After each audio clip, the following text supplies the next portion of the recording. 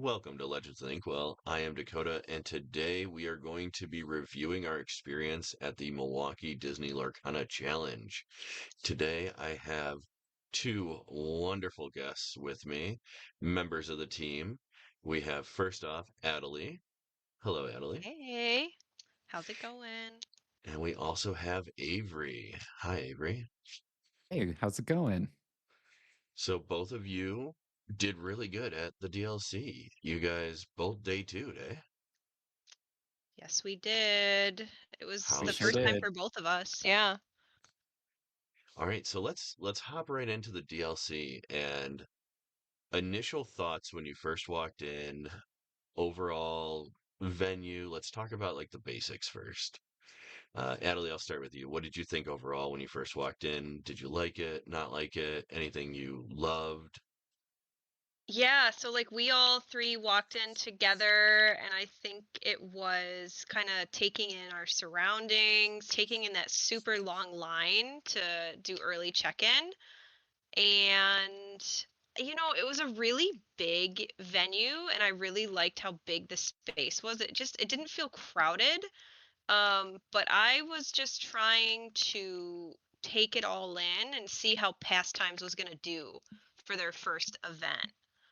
What about you, Avery? Yeah, I think I concur with everything you said. I think Milwaukee, that was the first time I've ever been downtown Milwaukee, and I was pleasantly surprised. I think we were really spoiled with our location, like our hotel is right across the street, so that was really convenient. Walking into the space, there was a lot of energy going in, but there was also that really long line. I kind of like wish that we maybe like came in later, but I think we would have missed out on all the energy that we felt around us with all the players being there, and they had all the casters there. Like Rebecca Quest was there, and a few others, and it was just it was really cool. Yeah, I think it was pretty cool standing in line, and as you were winding through the line near the end, there was a a point where you could like take pictures with some of the backdrops. That was pretty cool. And then also we were standing in line and like Ed Chu was a couple people in front of us and so like everybody was standing in the line and we got to meet Yes. a bunch of people and hang out. I thought that was like really cool, a lot of energy. Liam was opening packs at one point, I believe. So Hmm. there was a lot to take in as you got there. They made us clip our badges on before we walked any further. It's like, I have Oh the badge in yes. my hand. What do you mean? They were strict, yeah, with they tried to be strict about the food, but definitely the badges. Oh yes, it was high alert for the badges. Yeah. A lot of So familiar faces though, I agree. so they had I believe it was four vendors. Do I have that correct? Four or five? Oh man, no, I think there was there was like one on either side of each booth, and I think there were three booths, so it's six total, I think. Nice. That's right. Okay. Yeah. So, and I thought the vendors were good. They had a lot of stock. They had the cards that I needed for the weekend. Hmm. Yeah, I found the last foil I needed for my green blue deck. I found the Basil, and he's pretty pricey, but I needed it to finish out the deck, so I was happy about that. Yeah, your You deck guys was and your completely foil gemmed out. decks. I have to. It's a tradition now for my DLCs. I have to foil out my deck. Yeah, I feel like I'm getting to that level two now, and I definitely spent a lot of money at those vendors. I think I bought like what three different enchanteds. I bought a full set of all of the pins from this last set, and a bunch of other stuff. So yeah, it was really great. I can't help but shop when I'm around those kinds of things. So It's so tempting. All of their bling is out in those cases, and between yes. rounds, all I'm doing is window shopping. I get it. So many shiny things. Hmm. Hmm. I actually only made, I believe, one purchase the entire weekend, and that was a non-foil Hiram because I had only one foil in my deck. So I had to unfoil. Yeah, what I picked up the Mickey for you to get signed, Oh, the Epic yes. Mickey, right? Yeah. Yeah, the artists were really nice. Yeah, so I guess let's talk about Friday as well. So Friday we pretty much just hung out and saw the artists. I also was recording stuff. You guys saw all three artists on Friday? We did. Yeah. Nice. I was locked in. I was really determined to get all of the signatures out of the way so we could just focus on playing. And so I just kind of dragged Avery around, and we got lots of great signatures from at least Christian, and I think I can't recall the other two. One It's was Marianne and Marianne. right? Is it Marianne? She did the Dumbos and the Docs for us. Right. And And we what also was Aubrey? Aubrey, yeah, yes. we did the Mulan Enchanteds. We went and bought them just so Yeah, she could sign them for Avery us. bought one. Yeah, but they're so pretty. So pretty. The foiling and like the gold, so beautiful. And she kind of showed us some really cool secrets in that Enchanted because you can see the dog little brother in the background and Mushu. It was just really cool to like talk with her and talk about the art. And she gave us like a little Love that. insight where she gave us an insight where like we asked her like, do you know what the foil looks like before like as you're making the art? And she said no, they have a whole foiling team that handles like all the gold pieces of that Enchanted. So she was like pleasantly surprised when she got to see it in its final form too. So very cool. Oh, interesting. So the artists don't even get to see the foiling beforehand. At all, no. So she had no idea like the gold pieces were going to be a part of that foil until afterwards. That's awesome. I love that. That's such a cool like piece of trivia for us, I think.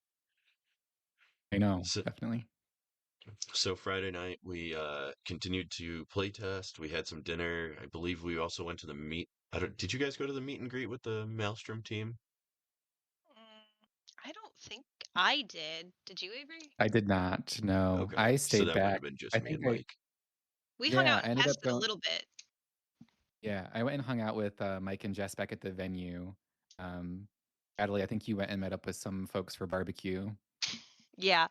Yeah, I did. I don't think either of us slept super well after that. It was just we were just really wired, Yeah. and but still, it was still a great day even on a little bit of lower sleep than usual. The Hmm. excitements of a DLC. Yeah, I never sleep well the Friday before. Oh, one more thing before we move off of the artists. I will Yeah. say, I think the thing I was the most annoyed with the artist was Christian Oh yeah. Romero he was signing the art and making it out to the people that were in line. So like he would say like to Personalizing. Avery, yeah, personalizing. And that was just frustrating because the other two weren't doing it, but he was. And I think we found out the reason was because his Diablo Enchanteds were going for like a really high price, and Disney actually came down on him, which was really interesting to hear that story. But that was frustrating. I really wanted it to just be his signature, But Right. Yeah, a You lot want them of all to people felt match. that way. hmm I actually ended up getting mine signed to Legends of the Inkwell. So, nice, yeah. love That's that. cool. Okay, so Saturday was the big start of the tournament. There was a little bit of confusion, I think, from people about 9 o'clock, 10 o'clock. We ended up starting at 10 o'clock. There hmm was no player meeting. You just sat down with your round one and point opponent, and I thought that it was a little clunky in that sense hmm because there was so many people that they had to manually pair. It would have just been easier to drop people and repair us and have us all move around again. I think it would have gone a lot faster. Yeah, agreed. That was Yeah. kind of an interesting choice to repair the people. There was like 30, I think, that didn't show. So then like the people that they were paired with had to get repaired, and that I think added a lot of time. Yeah, I think there was four people at my table and they just had to move across from each other. Smooth. So, Yeah, I don't even think we started at 10. I feel like what did we start at 10:45 at the earliest, and hmm every round had a big wait, and it was really hard to ascertain if it was the play hub giving them difficulty or just, their first event for Lorcana and Pastimes just struggling to manage that many people and that many rounds. But we definitely had some time to relax in between rounds. That's for sure. Almost an hour each round. Yeah. Yep. So, and the other thing they did was each round was 60 minutes instead of the normal 55 or 50 minutes. So they were already extended rounds, plus then there was the extra 20 minutes to half hour after each round, uh, which I mentioned this when I was streaming last week. For somebody who was playing an Amber Steel aggro deck, it was like 60 to 70 minutes between rounds for me. So that was pretty rough. Um, I think another part that kind of led to that was people not reporting their matches because I felt like, 15 to 20 minutes after each round ended, they were reading like Santa's list of names of people who didn't report their matches and needed to go up to the front. So, Mhm. So many names. Yeah. so many. What Yeah. decks did you guys play? So, Atalie, let's start with you. We'll kind of break down your deck and then run through your opponents on day two.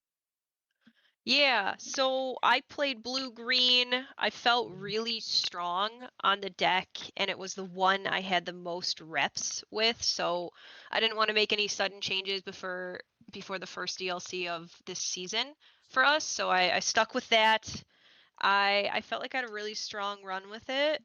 Day one, I went 6-2, and it came down to round 8 to get my win and in.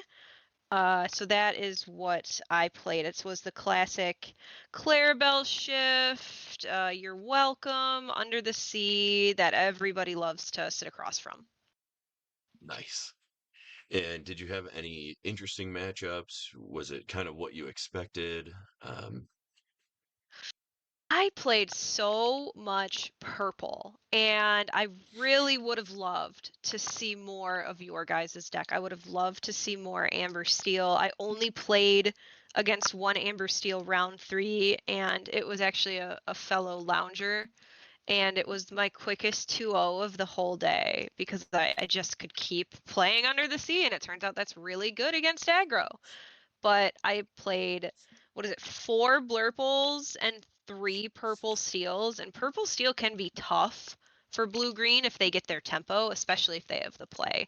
So I did expect to see a little bit more, maybe dogs, yellow green or amber steel, and I would have appreciated that because my Under the Seas would have hit a little bit better.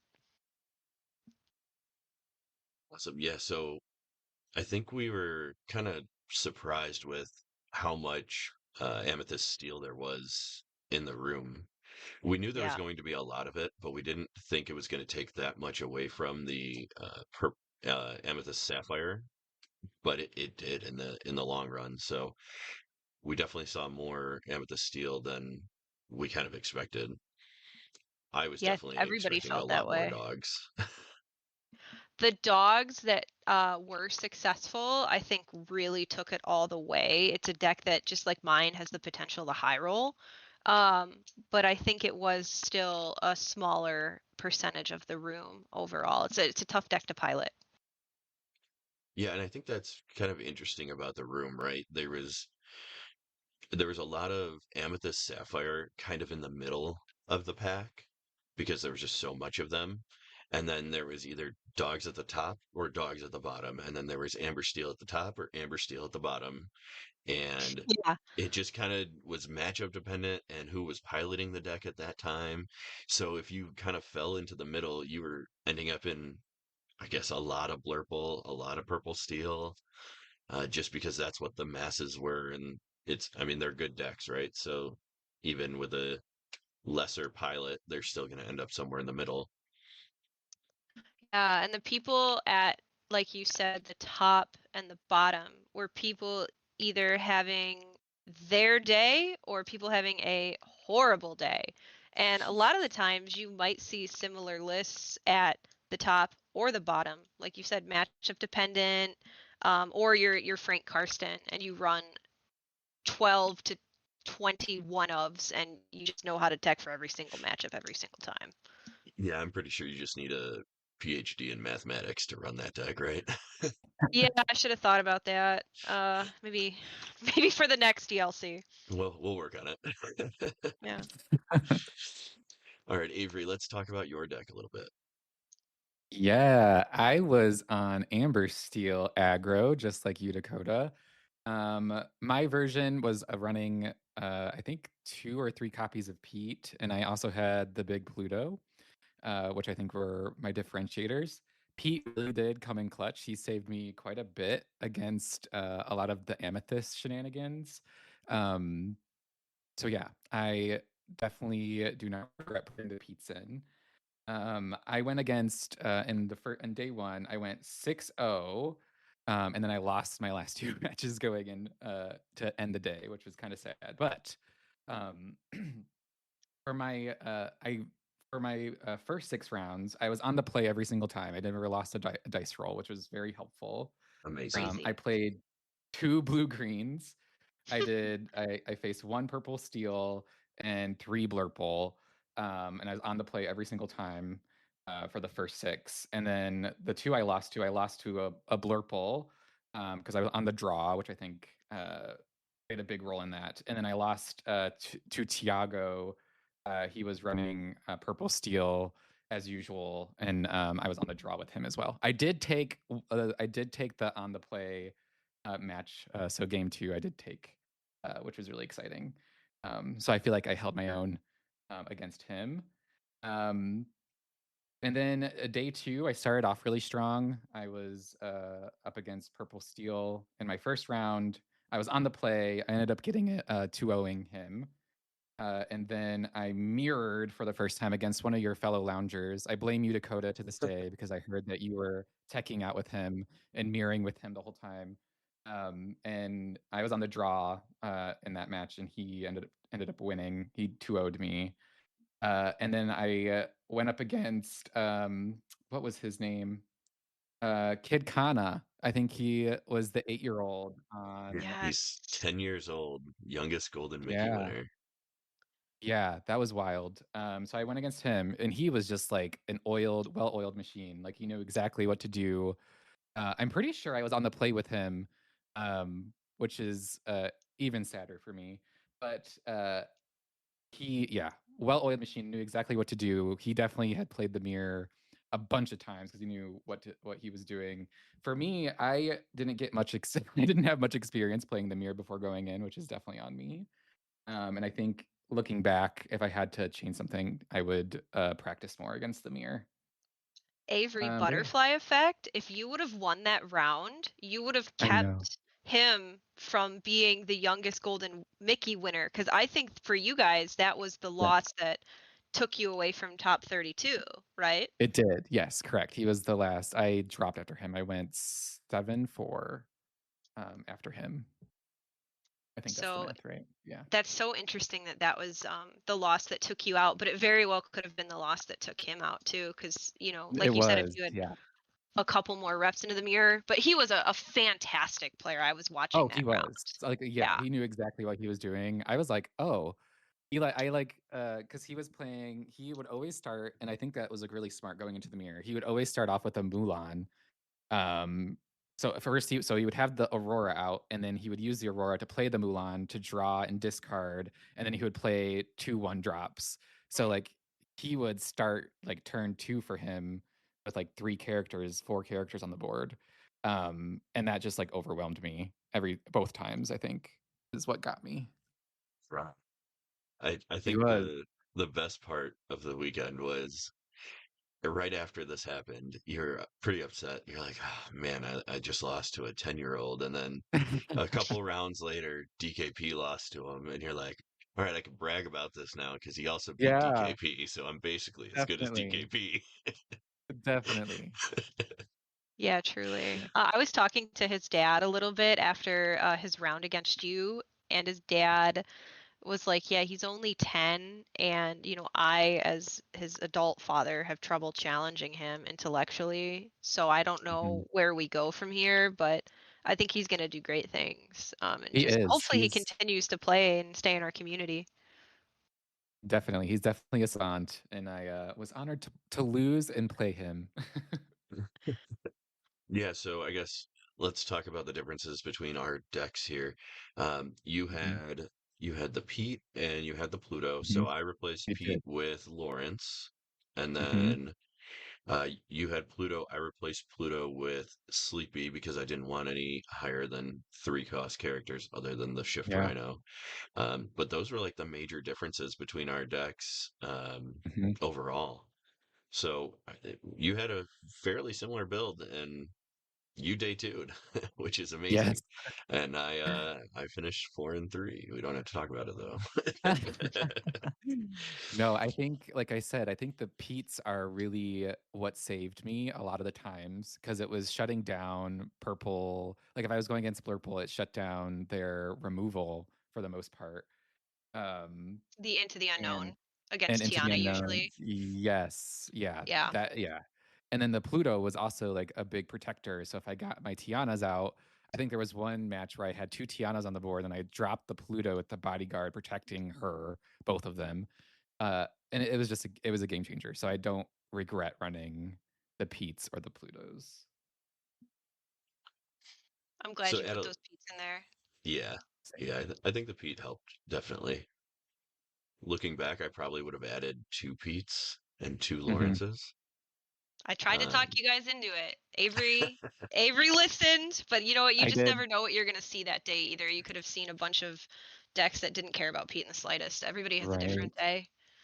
It's true. And then like Atalie, like props to you because like I was on the fence. Like you were the one where like you need to do Amber Steel. I was gonna do Blurple. That would have been a miserable day for me. So I'm It had me so glad. nervous. I am you so glad I did Amber Steel and It that was stuck like to my gun. 10 o'clock at night, and you were like, "I'm switching to Blurple." Yeah. We were both like, Well, because like "No, No. you have to give the listeners context though. Atalie just beat me like 6 times in a row with her green blue deck. So I was feeling pretty defeated. But I think losing 6 times helped me beat the 2 blue green players that I did see on day one. Like I don't think I would have known like they didn't have the lines the same way that Atalie typically has her lines figured out. They would run out of cards like super fast. Both of them did.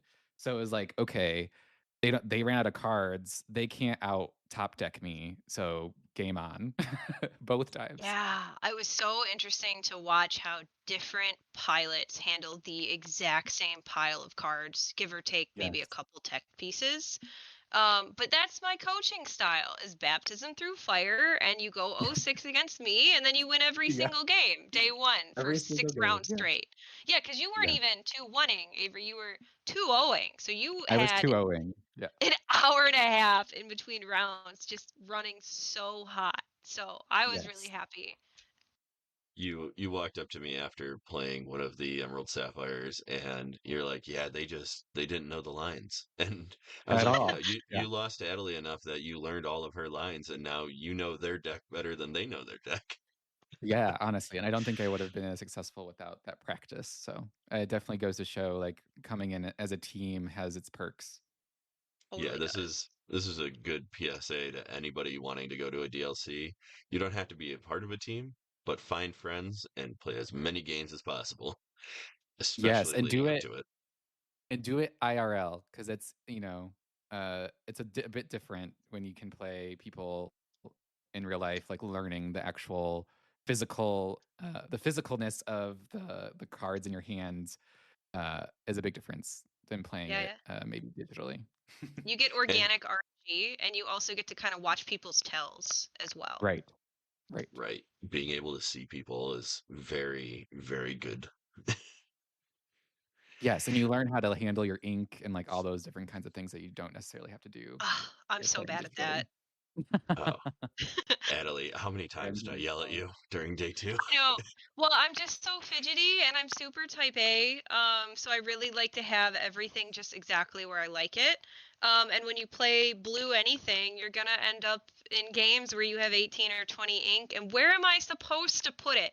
I have to keep it exerted when it's exerted, and I can't stack it on top because then they can't see how much ink I have. I only have so much room.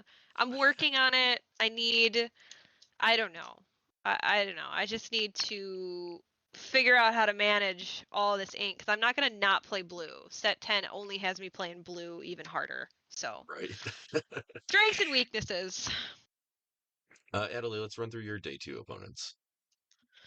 Yeah, my day two wasn't my best showing, and I would chalk that up to a deck that has a high roll can also fall on its face, and blue green, if it doesn't get its lines and its synergies, is very, very clunky. So I played round nine going into day two, purple steel. I was on the draw and I lost 1-2. That's again just one of those tricky matchups, especially with White Rose and Cobra. They can win out of nowhere and they just never run out of cards. So it's hard to be on the back foot as a control player playing against Dumbos, Yzmas, and Docks. So they're just constantly refueling. Plus, all the while, they can sneak out 2 to 3 lore out of nowhere with a Cobra and a White Rose. So it's one of those things where I don't think I misplayed. I think oftentimes blue green will lose to itself, and that's what happened to me day two. So day two, after round nine, I was a 6-3, and I said, okay, I'm probably not going to top 32, but we'll just, see if we can, play another round. Maybe I could bubble for a Simba, which I found out they actually did not honor the bubble. So one of our friends who took 67th was very disappointed. But then I also lost to Purple Steel on the play. Dakota, you were watching that round. I was a little bit flustered because, again, my deck just wasn't giving me the same hotness it was giving me day one with my perfect lines and synergies and finding the piece I need to secure the game. But I think it's just how that matchup can go, and I think I just saw a little bit more variance in a deck that can't sustain a ton of variance, especially in early turns. So I accept it. I'll take my licks, and it only makes me want to practice harder for Richmond coming up in January. Yeah. Thought it was interesting when I was watching you play that game. You I watched you play so many practice games against Avery and just in general, right? And you were playing differently, and I was trying to figure out what it was, and I eventually figured out it wasn't you weren't getting the cards you wanted, and you were just digging and digging and digging and digging Mm. with visions and all that stuff, just trying to find cards, and you just could not find any of the pieces that you needed. And I was like, wow, I can't believe that this deck is just falling so hard on its face right now. And it was nothing against what you were doing. Like I was I was standing there and every decision you made is a decision you would have made normally. And your deck was just not producing for you. And that just that happens, right? Yeah, and it was funny because it was when we were practicing in the hotel room Friday, me and Avery doing the blue green versus amber steel. I felt so lucky. I think I stalled him with like 3 John Silvers, and I saw 3 to 4 under the seas. It was, like magic, and I was like, I wish I could be drawing like this day too. But that Right. is the variance, right? And the variance was favorable enough for me to take me to day two, which I was very proud of. But I do think the lesson here is that I need to work on a deck that's slightly more consistent for set 10 so I can feel a little bit stronger playing so many games back to back to back. Yeah, and that's interesting, right? So I think I know, like you said, you want consistency. I like consistency, especially after coming out of the DLC. I love having consistency. Avery, do you prefer the consistency or do you prefer a little bit of variance in yours? Because different people play different ways, right?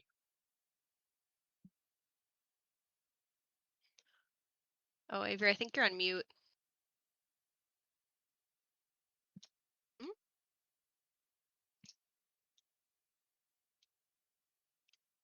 Okay.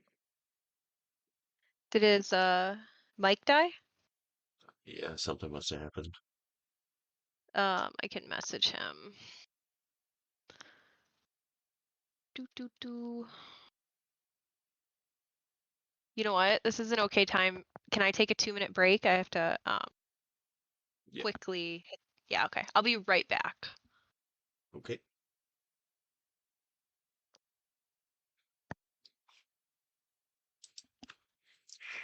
So yeah, I think it's hold on.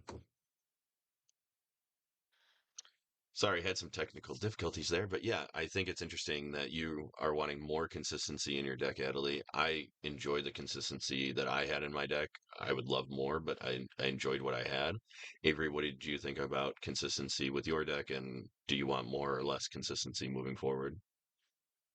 Yeah, I think my deck, obviously, like the first 6 rounds, it was very consistent. It really, and but I think it's challenging for me because I love Amber Steel, but it is, it's honestly against. It depends on like your matchup sometimes. Um, but even with like like the ones that you would perceive as like a bad matchup, like me going into a purple steel, uh, I was always nervous, right? Because it's statistically I'm supposed to lose to every single purple steel player, but I was still beating them. Sometimes going 2-0. So that felt good. So for me, it's like I want the deck. Uh, I guess is I don't know. Is You want consistency important consistency, to but me? you want adaptability. Hmm. Right. Yeah. I want to be able to like prove the odds wrong. And I don't know if that's like consistency necessarily. It's just like knowing what to play when um and just knowing the other decks that are out there really well. Yeah, I think a Um lot of that is going to be piloting the deck as well as knowing the other decks that you're facing so you know what you're coming up yeah. against, right? And we like Yeah. we said we like consistency, but having a little bit of adaptability, and then you see Frank Karsten winning the DLC with all the one ofs in his Mhm. deck, where we're like, we need four ofs because we want to see this Right. card all the time, and he's like, meh, Yeah. let's just throw some one ofs in there. I'm Right. sure I he Wouldn't it? think for didn't me say it's let's like just throw some one ofs. I'm sure he was very calculated about it, but I like to think he was yeah. just like, this is a nice card, and just kind of threw it in. I have to wonder if he had the ability to somewhat count cards. If he knows, okay, I have Mhm. one of this, what's my probability of getting this or this card, at least within Oh reason? yeah. He definitely knew. He definitely knew. He knew. He Well, is He in the seemed like beginning, he did. yeah, in the beginning of Lorcana, I believe he wrote an article about how many cards you should alter at the beginning of the game if you were playing blue in order to find ramp on turn 2 or turn 3, right? Mhm. Yes. And and then he recently, I believe, also made a calculator for, or not a calculator, but he calculated out that if you're playing a blue deck and you want to make sure you find ramp, that you should play the four T-pose, the four sails, and the one of one jump ahead, because then you have like the 96% chance of hitting ramp af it within your altars. I think that So was him. yeah, I mean, I'm sure he's got everything calculated down, which is And interesting. it obviously worked for him. Yeah, I think he made a comparison of running that ninth piece of ramp, such as a one jump, as being equivalent to running the four develops. So it really actually opens up space in your deck rather than takes a card slot away. So I found that actually quite helpful. Yeah, and I think it's cool that he is doing all these like calculations and stuff. I assume he is, right? He's doing all these calculations based on his deck during these games, where a lot of other opponents that he has are more relying on their deck building to just be as consistent as possible for them so that it's one less thing they have to think Mhm. about. Because thinking about less during a DLC like relieves your fatigue overall, right? And So Fred doesn't seem helpful, to yeah. have that issue. Yeah, I wish I had that ability to have such a strong handle on such a custom list. Yeah. I think that might have been my downfall too, going 6-0 in day 1 and then losing 2 right at the end. I think it was because, like, I got my 6, I'm in day 2, I can, like, chill, but maybe that I feel like that maybe led to my downfall too because then it's like, you only can lose, like, 1 or 2 more in day 2 and then you're out, right? Which is what happened. So it's like, did I get too drained trying to outthink these other players or, like, not committing for the last 2 matches to, like, my best of my ability, right? Because I felt Yeah, like the I You're made it shift in already. mindset. Your Yeah. adrenaline probably wore out too. I mean, we were so tired already, and the day was We were. much too long. I mean, with every round taking as long as it did, I was tired after round 6 as well. Agreed. Yeah, and finding food and all that stuff also just Yeah. added to it, right? Yes, Yeah, Dakota, it you was you so came in much. clutch multiple times with the food situation, so thank you. Yeah, I try my best. Overall thoughts on the DLC as a whole. Obviously, we mentioned the time of rounds and stuff, but how was your overall experience now? Looking back at it, would you do it again? What was your favorite moment? Let's talk about those kinds of things. Of course, I'm always going to do every DLC I am able to do, even if I have, a few gripes about how it was managed by Pastimes. I'm still going to go. There's still a fantastic experience. It's really just the overall. I think the Lorcana community is really, really great. And I think that's what keeps me in the game. Partially is all of the, friends that I've met and just people I get to come across during my games. Um, but I think the elephant in the room was the prize support, which we can touch on. But Yeah. still, it was a great weekend. Yeah, let's talk about that prize support while we're on it. Yeah, I mean, the fact that Avery and I day two meant that we were able to not walk away empty-handed Mhm. because you only got rewarded with prize wall tickets if you day two'd. Otherwise, I think the rewards were simply the Pegasus entry promo and the Mulan for 3 wins. Mhm. But pretty much only 10% of the competitors, I think like 248 made day two. So the top 10% were able to also be rewarded with prize tickets for their efforts all of Saturday. And I think a lot of people were really unhappy because that has not been the case. And they also upped the stakes, so they made it more challenging to get uh, promos and playmats and everything off the prize wall. And it was tough because you could only do so many side events as well. I think everybody struggled to get maybe everything they wanted prizing wise. Yeah, we talked about this a little bit on our way home, right? Mhm. Last season, we were able to get 20 tickets. Obviously, they added zeros this year, but Yeah. we got 20 tickets for participating in the main event if you got over a certain number of points. I can't remember the exact breakdown. I think you got 15 or 10 if you got lower. But basically we all of us usually walked away with 20 after the first day of the event. And then we did some side events the next day and we usually were able to walk away with like two promos and like we would have enough extra for a hat or a t-shirt or something like that just because we had a couple left over, right? Exactly. And And this year we didn't have that. I walked away when we were in, I want to say Vegas. I didn't day two, but I bubbled, so I was really lucky to get that let it go. But even if I did not get that, I walked away with 3 Rapunzels just for doing the main event and maybe a couple side events because I haven't been known to spend that much on side events on Sunday. So a normal amount of effort could make you feel like you got your experience is worth and your money is worth in prizing. Yeah, and this time, like I by the time we were heading out, I walked away with 1,200 tickets. I didn't even have enough tickets to get a hat, right?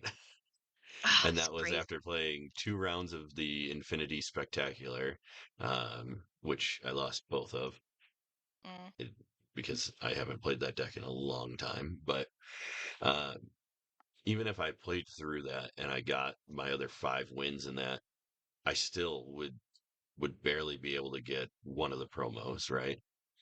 Mhm. Yeah, Which was crazy. So 100%. shout out to Avery for giving me extra tickets that you have because The I would Something have whole walked away something with else. nothing. Right. Something else that was interesting that I think I hope they address in the next run. We'll see. Maybe they won't. But I ended up getting both an attendee and a competitor ticket. And I thought when I got the competitor ticket, because I got it after, obviously, I got the attendee one, because, the shenanigans with trying to get Eventbrite to work for you.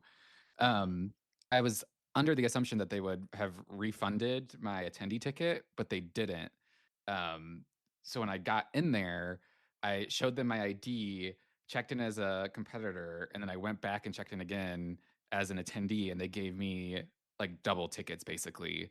Um, I hope they address that in the next one, because I don't know how many people took advantage of it, or maybe we should just let it sit. But um, that was I just kind of just like an interesting cheat code. Yeah, and it it's was good. also interesting because like how many people did that happen to, and then how many Yeah, attendee tickets were not used essentially because of it, and right. probably more people could have showed up too. Definitely.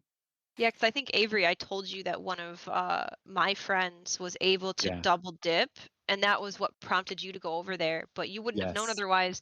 But they still wouldn't have refunded you, which I found odd. And it's not like you can utilize two badges effectively, so it felt like a money Right. grab. Not to mention their stringent policy on refunds for side events. Right. So they didn't seem like they were particularly charitable to their players over the weekend. Yeah. Yeah, the refund policy was pretty harsh, I feel. It was. It really was. Because it's not like the events weren't filling up or like they could have allowed refunds and a lot of people would have played in more events, right? Like you would Right. have like the Infinity Spectacular. I think we fired with like 600 and some, and like it was a 700 or 750 cap. And if they would have just refunded people those tickets, I think a lot more people would have played in the Infinity event Yeah. because Yeah. they sat us down round one and then started repairing people Oh my and Right. just gosh. dropped people. And it's Well, like, come on, guys. yeah. I think it really made me, and like I didn't play many side events because I was kind of over it after uh Yeah. getting getting done with my day two uh losses there. But I kind of made me miss what we had last season, where they were running side events where you could just run. They were like running. They had like a paper list. You would go up and be like, "Hey, I want to pay to do like this starter deck competition or whatever," and they would just run them based off of getting enough people signed up, and then they would post and run it. uh, the way that they were running Pack Rush, Oh my because gosh. Dakota, we were trying to get you a promo, and it just required like a few more tickets, so we had to just do something like Pack Rush to get through it. That line to run So one thing of long. Pack Rush like took us like 2 hours to get through. It was ridiculous. There was like a line for the line, and then you had to Yeah. wait in the line to like get your packs, and then they walked you over. Like they wouldn't just trust you with the thing. You had to walk over with a group and like sit down in order to get your packs and tickets. Yeah. Um, What was it interesting was to just me was, right, we walked up together. We were obviously hmm pack rushing against each other. hmm We bought two people worth right then. They could have just Yep. handed us the 4 packs and the tickets and said, have fun. But Right. instead, we had to sit there and wait until we had like 20 people and then all Yep. walk to the table together. Yep. And they had to Yeah. clear tables for that, which added even more time to the three Yes. lines that you guys already described. It was really almost deliberately inefficient. It was hmm odd. It was very Yeah. I odd. think that was the only thing I missed from last season, was like how easy those side events were to run, like the one-offs. Oh, those were the best. I They think were. what they needed to change there is they needed to move the side event registration table from the head judge main table and put it off all the way in the back on the other side, right? That way, Right. all the side events would be handled over there. The main event could stay up front, and then they can fill in where they needed to. And I Yeah. think that's the biggest difference, right, between before last season, right? Last season, for for example, Chicago, smaller venue, main event was in one location, side events were in another. They were separated, Yeah. and then it switched for day two.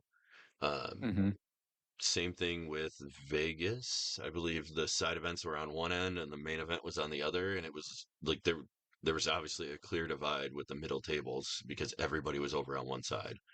So, Yeah. like if they Everything turned the was info sectored. point into the side events, that would have been worth it. Yeah, and they had the space at the Baird Center. It was a really big venue and a really It big was. room. As you said, Dakota, we had a lot better efficiency with less space at previous DLCs. Even though we like to poke fun at PPG before, I still think there were some pros and cons to pastimes. Yeah, the Pack Rush had a break in its line because they needed to have room for people to get through to the prize wall. Yeah, Oh my that was wild. the overflow Why are line. we stacking everything in one spot? Like, everybody's going to be in this area. Move these things to like separate points. Yeah, Uh, there's so I mean, much it felt like I space. was like waiting in line at Disney World. Like it did bring those memories right. for sure. The true Disney experience is The true lines. Disney experience. So if you're not doing Disney right without lines. Atalie, you touched on this, but I think we should talk about it a little bit more. Is the top 64 cut to get the Simba promo? They didn't do it everybody tied with top 64. They just cut it at top 64, which in Milwaukee was different than how they did it in Bologna. Bologna, if you were tied with top 64, you got the promo. But when we came to Milwaukee, we didn't. So I thought that was a weird, I don't know if that's the different tournament organizers or if it's Ravensburger changing between the two events. What are your guys' thoughts on that? Well, was it? Wasn't there a check-in? Sorry to like burst in here, but wasn't there No, go also a ahead. check-in promo that happened in Bologna that we didn't get in Milwaukee? Also, Curious this, about that. yeah, Huh. Yeah, So the early there check-in was promos. We were yes, lacking. they were. Also, wasn't okay. I think there was a qualifier recently in Auckland, and it wasn't even a true DLC. I don't know a lot about that event, but what I do know is the prizing comparison to Milwaukee is staggeringly against how they did it in Milwaukee. I think anybody on the bubble was able to obtain a Simba. So Wow. I don't think it's from the top down. I don't know if this was a pastimes call, but everybody is pretty unhappy who did Milwaukee, and then they're seeing the prizing in Auckland and people getting their promo for bubbling there and still walking away with something. I don't know what the deal was, but yeah, nobody on the bubble got a Simba, and I think there was something with Zan going 10-2, bubbling top 32, I want to say, and he also did not get what he expected to, even if he bubbled there. yeah. I think he finished like 37th Yeah. And It's what was wild. 32? The playmat? playmat. Yep. Yeah, I don't think anybody 33rd and beyond was able to get that bubble prizing either, which felt inequitable. You punish people for breakers that is really beyond their control. Right. Right. I think it's so crazy that we could have two DLCs and they're run so very differently, right? The early check-in promo, the top 64 tied with prizing versus no check-in promo, and if you got 65th, you got nothing. Yeah. Truly, I would be out to let it go as if they did that last season. Right. And I really worked hard those days for those wins, bubble or not. Those wins are hard earned for anybody in that same scoring bracket. So I really hope to see some changes. I don't think people held back on feedback for pastimes in the Discord as I was watching. So I hope they took some of it to heart. Yeah, that's all we can hope for, right? Is that we continue to improve as the season moves on. Yeah, but it doesn't mean that I'm not going to try to go to every single other DLC. So to that end, Yep. I'm probably enabling it to an extent. Yes. You'll see me So, there right with you, Atalie, for sure. Oh, I know. I'm so excited for Richmond. yeah, so we have Richmond coming up, and then we have Indianapolis. Are we excited about the Infinity format in Indianapolis? I'm excited. I don't know what I'm going to be running. I don't know if I should bring back discard, if I should go back to Mm. Steel Song. I know like Blue Steel is probably going to be a big thing. I don't know. What do you think, Atalie?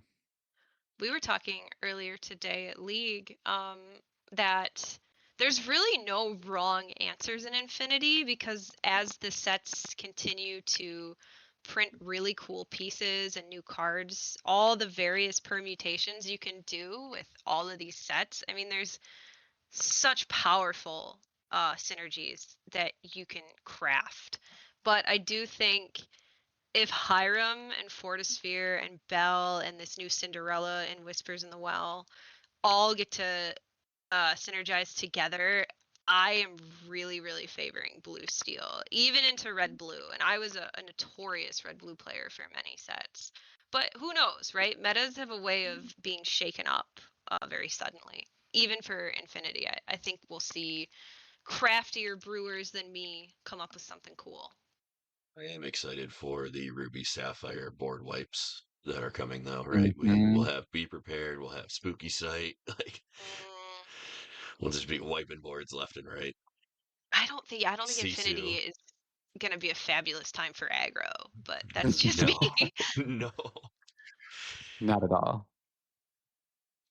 So I I like a chance to practice and flex some Infinity skills because up until um, that DLC, Indianapolis, we really haven't had much drive or incentive to practice it. So I'm looking forward to it personally.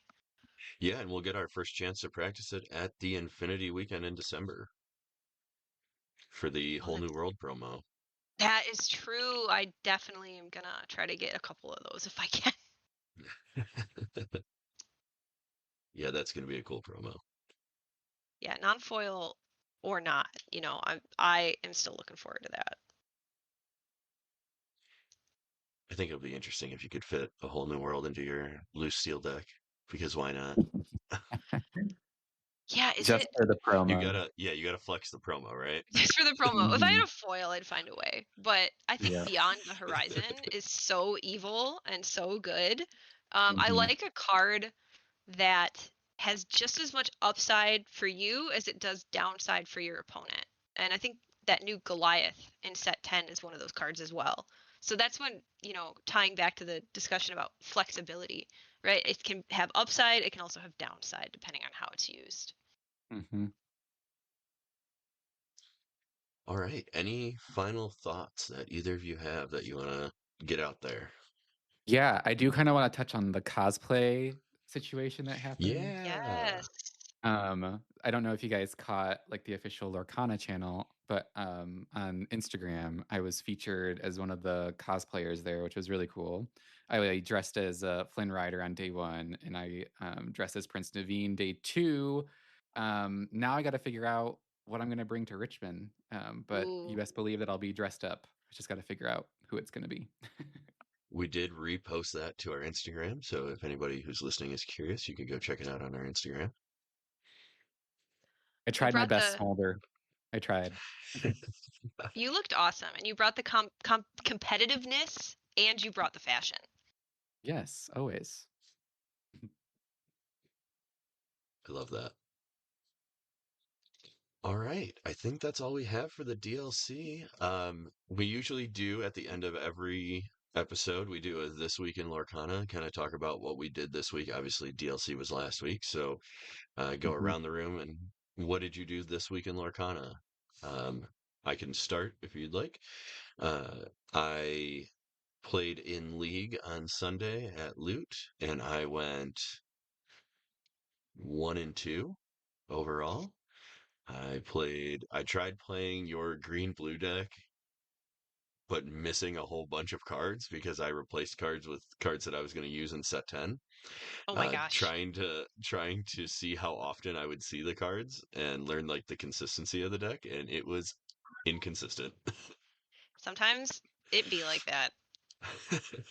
So, got to rethink that deck. Yeah, I'm still trying to see how I would play blue-green for set 10. Avery's really hot on it for the new set, I though. am just because of Prince Philip. He's my man. So if I can play Yes. with him, Yes. it's gonna be in my deck. I'll send you guys the So list that I was working on. please do. I I played 121 best of ones for the new set online. Um, and I really am liking blue steel. a lot, but I'm still working on blue-green as well. And then we went to League today, Avery and I, and we did a battle royale style single elim for the remaining prizes. Nice. Atalie I won, did by the win. way. She took it all. Avery was bummed out because we didn't get to have our final showdown as I the last tried two. so hard, but I was playing I haven't had a chance to upgrade any of my decks or change anything. And Atalie, I still have your Lilos in my deck, by the way. I Sorry. I They're know. with I gotta me. grab those for you before you leave the state. So I know. So I have them. But yes, I was on my Amber Steel and I went against a Ruby Amethyst player, which I haven't seen at all this set and just got completely annihilated. So bummer. it happens like that, and it's never the matchup you expect. Yeah.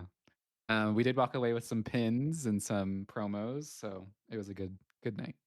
Totally That's worth it. super cool. I like that they did that for the final before the new set. That's a really cool idea. Yeah, they were trying to figure out because Whispers in the Well is coming out earlier, and I think Mhm. this set it was shorter. I don't know what happened, but there was some misalignment, and just this was a great way to like end it and get us realigned for the next set. Yeah. 100%. And we have pre-release this weekend, Yep. and I think some of us are going to tournaments. Chase tournament this weekend, and I need Nice. a playset of the Chase legendaries by opening weekend, so no pressure. Good No luck. pressure. Avery, are you going to any this weekend? I will be doing the pre-release event at Game & Co. on Saturday. But yeah, I think that's all I'm going to be doing. Well, if you want Awesome. to I think drive I'm down also to going to do Ohio. the case tournament. Yeah, come to Ohio with us. Yeah, carpool. Ooh, I feel like Jacob would murder me if I left again. We just none of us can play the same legendaries because Right, we're because we gonna might have get lost. to do some borrowing for the day. Yes, if I pull anything, Atalie, I will definitely send it. You can definitely borrow it. Okay, actually, please, I'm gonna probably Yeah, hit you up on that offline. that's fine. Yeah, Yeah, all good. Yeah, put any legendaries you get in our chat so we know. please and thank you. Will do. Oh, I also this evening I'm going to be doing some first chapter packs for our Whispers in the Well celebration. So those will be featured in my video tomorrow. Nice. Awesome. All right. So I think that's all we have for today's show. Thank you both for coming out and chatting, and hopefully we get to do this again after Richmond with day two finishes again. I'm looking forward to it. We're gonna be doing some practice here for Richmond. Grind and Yeah. games. What was the promise that we made, Atalie, that now that we both made day 2, now it's to get into the top cut? So that's Yes, our that's next our one. next step. We broke the day 2 seal, so we're there Yes, now. exactly. Only up from here. Absolutely. All right. Thanks everybody for listening. And since Jackie's not here, I guess I'll say her outro. It's a great day to have a great day. Bye. Thanks, Dakota.